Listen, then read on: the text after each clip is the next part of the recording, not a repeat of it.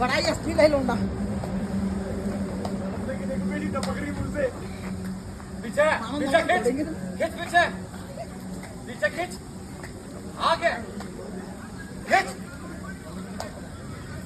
आमचं ते वराचं झाड होतं आम्ही डायरेक्ट पाण्यानं उचलत होतो